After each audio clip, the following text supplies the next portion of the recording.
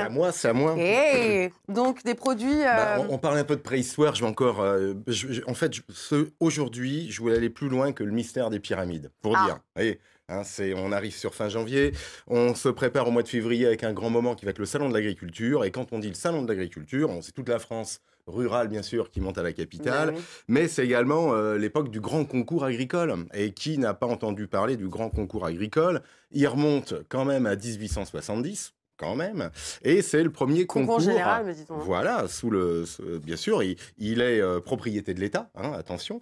Et donc, depuis 1870, tout un ensemble de professionnels et de non-professionnels s'évertue, en tout cas, à goûter des produits pour que nous, consommateurs, nous puissions éventuellement en profiter dans nos gourmandises. Alors, avant de rentrer sur le concours agricole... J'adorais. L'idée quand même... Eh oui, parce que les consommateurs et les consommatrices, c'est pas facile aujourd'hui de choisir ses produits, hein, c'est vrai. Des fois, je me glisse comme ça à regarder comment les gens achètent dans certaines boutiques. On est assailli. Alors, on parlait du bœuf du Maine qui est un label rouge. Donc, effectivement, il y a des labels qui sont là. Il y en a 5 importants. Je vais revenir sur très rapidement le label rouge, l'AOP, bien évidemment. On a le STG et l'IGP pour les spécialités, en tout cas de territoire, et puis les produits de territoire pour l'IGP. Qu'est-ce que ça veut dire, tous ces abrégés-là? Parce que vous connaissez, mais nous, non. Hein. Samuel était là. Indication géographique protégée. C'est un petit label tout rond, c'est l'IGP, et puis c'est une spécialité protégée, enfin géographique. Donc ça, ce sont des produits ou des recettes, en tout cas, qui appartiennent à un territoire, un terroir. Et le terroir aussi, c'est une valeur française. Hein. Il n'y a pas d'autre pays au monde où le terroir le symbole, en tout cas, ou le symbolisme, en tout cas, du terroir français. Un terroir français se fiche dans sa tradition, dans son savoir-faire, dans ses produits. On parlait de la Mayenne. La Mayenne produit des produits, bien évidemment. Elle est moins connue pour ses recettes singulières, mais pour autant, elle produit de très, très bons produits. Alors, ce qui est important, lorsqu'on achète des produits, ils peuvent être labellisés. Et puis, après, on va venir tromper le consommateur, en tout cas, le surinformer, qui est finalement une forme de tromperie, parce que vous avez des marques de territoire. On le fourvoie, quoi. Non, mais on va dire, voilà, vous êtes produit en Bretagne, vous êtes savouré l'Alsace. Il y a tout un ensemble sur nos territoires de marques qui valorisent une empreinte territoriale. Mais elles ne valorisent que l'empreinte territoriale. Elles ne sont pas là pour dire, voilà, ceci ou cela. Vous avez après des marques de convenance, produits fermiers, produits à la montagne. Voilà, c'est de la convenance, hein, de la convenance marketing, commerciale, communicante. Donc, il faut être quand même très vigilant par rapport à cela. Et puis, on va retrouver, in fine, des produits médaillés. D'accord? Donc, quand on a une médaille sur notre territoire des Pays de la Loire, on va avoir des médailles type le Liger pour les vins. Donc, vous avez 200 vins qui vont profiter de cette médaille à Liger. Elle est là depuis 1995, de mémoire. Vous avez des œnologues, des vignerons, et ils vont goûter à votre place, entre guillemets, et ils vont certifier que finalement un produit répond à un gage de travail, un gage de qualité. Et donc, c'est intéressant de comprendre que les médailles, lorsqu'elles sont issues, et c'est pour ça que je préférais expliquer un petit peu tout ce long parcours des informations qui sont là sur les produits, lorsqu'elles sont issues de concours homologués.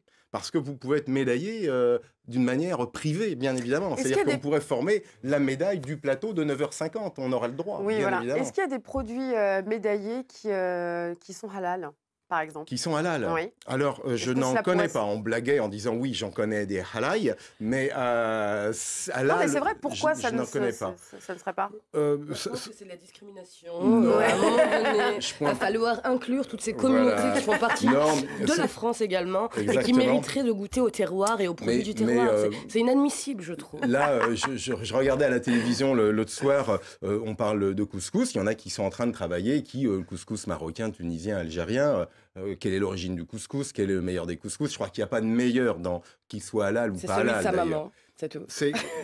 Exactement. Quand ça appartient à une tradition, un savoir-faire avec une origine de produit, les produits médaillés sont importants parce que ce sont pour moi des alliés du consommateur et de la consommatrice qui se perd un petit peu ou qui veut effectivement avoir une main un peu guidée en tout cas, que ce soit sur des vins, que ce soit sur des miels, des confitures. Le concours général agricole, quand même, c'est 22 000 produits qui concourent pour quasiment 5 000 médailles quand même. Donnez des exemples de produits médaillés. Là, j'ai un vin, je suis allé voir un ami vigneron, Jean-Luc Olivier, sur le domaine de la Grenaudière à Médon-sur-Sèvre, Liger d'or quand même. à consommer avec modération, c'est du muscadet, il y a de l'alcool ça dedans. Peut pas être halal. L'abus d'alcool est dangereux pour la santé. J'étais avec nos amis les charcutiers. Là, on est plus à l'ail que à la, bien évidemment, mais si je parle ici, alors parce que les professions font également leur concours. Le concours de la saucisse au muscadet 2017, alors sous vos applaudissements, Brillant Dominique à Généton, voilà, médaille d'or. Vous avez ici le concours du boudin noir. Sous vos applaudissements, je vais rester à Laval pour la Mayenne. Je me présente. Boisseau-Serge. Voilà, Boisseau-Serge. Alors, vous avez des professionnels qui travaillent très bien. Le boudin blanc, parce que si on dit boudin noir, moi je dis boudin blanc aussi. Moi je suis plutôt boudin noir. Moi aussi, mais bon, à la Chapelle-Lin, Olivier Fabrice, à Laval encore, écoutez, deuxième, monsieur Philippe Lonchin. Ces artisans qui tous les jours, je dirais, travaillent, mettent en valeur des bons produits et s'affairent finalement à restituer aux consommateurs, je dirais, des produits bien engagés. Lorsqu'ils sont sujets comme ça, parce qu'ils ont fait une compétition, parce qu'ils ont présenté un produit et que finalement il obtient une médaille, c'est quand même intéressant de suivre ce fil conducteur parce que c'est gage quand même de qualité, de sérieux et finalement de goût, bien évidemment. Mais qu'est-ce que vous avez dans le panier du coup là? Là, c'était des produits pour montrer que ici j'ai des mojettes de Vendée. Alors les mojettes de Vendée. Vous pouvez montrer un peu plus à l'antenne, on va bien sûr, des mojettes de Vendée dans un bocal. Celles-ci, elles sont prêtes à cuisiner. Il n'y a plus qu'à réchauffer pour des feignants comme moi. J'ai une petite faim avec un jambon, bien sûr, de Vendée. Mais là, vous avez quoi? Vous avez un produit Vendée qualité. On reconnaît ici l'IGP qui est là. D'accord. Et puis Vendée Qualité, on est sur une marque ici de territoire, Vendée Qualité Chambre d'agriculture. Ici, on a un bon produit, c'est évident. Oui. Alors, il peut peut-être ne pas convenir à mon goût, mais j'ai un bon produit. C'est ce que je veux dire. Donc, ce qui est important, c'est que si on se sent perdu, en tout cas, dans cette aventure, des labels, des marques, des références diverses et variées, les produits médaillés restent, en tout cas, un phare dans cette nuit de la grande distribution et de la consommation, parce que effectivement, vous avez des gens experts, professionnels ou non, qui se sont affairés à goûter les produits pour vous avant et qui vous les conseillent. Donc choisissez-les. Comme vous. Merci Eric. Vous viendrez faire les conseils avec moi la prochaine fois. C'était mon mystère des pyramides démystifié. Voilà.